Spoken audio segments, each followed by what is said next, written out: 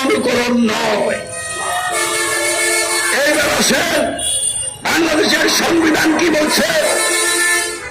বাংলাদেশের সংবিধানের সাথে এক ধারায় বলা হয়েছে এই প্রজাতন্ত্রের সকল ক্ষমতার মালিক এদেশের জনগণ। বলেন নাউজুবিল্লাহ। কেন নাউজুবিল্লাহ বলবেন? আল্লাহ সংবিধান বলছে সকল ক্ষমতার মালিককে আল্লাহ, আর এই কথাকে অমান্য করে বাংলাদেশের সংবিধান বলছে এই দেশের সমাজ ও রাষ্ট্রের সকল ক্ষমতার মালিক জনগণ। আল্লাহকে ক্ষমতার মালিক অমান্য করা হয়েছে, যার নাম কবর। আর জনগণ ক্ষমতা আসনে বসেছে, তার নাম মহানবের সাথে স্পষ্ট শিরক, শিরক আকবার, ক্ষমার অযোগ্য মহাপরাধ।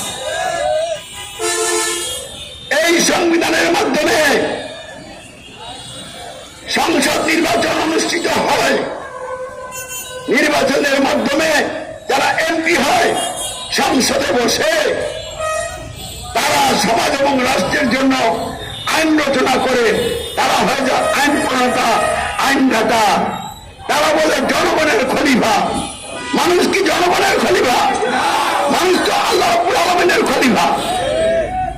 আর যারা মন্ত্রী সরকার তারা ওই এমপিদের বানানো আইন দিয়ে সমাজ এবং রাষ্ট্র শাসন করে।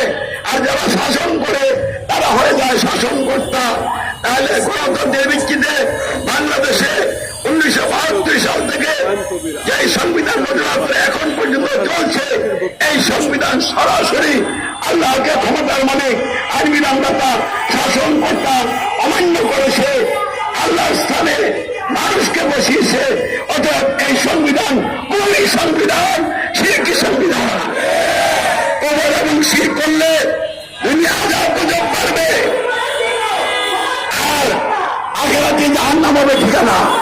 তাহলে বাংলাদেশের এই সংবিধান জাতির মানুষকে বিভিন্ন দলে দলে বিভক্ত করে এক দলের সাথে আরেক দলের সংঘাত এবং সংঘর্ষ লাগিয়ে মানুষের জানমালের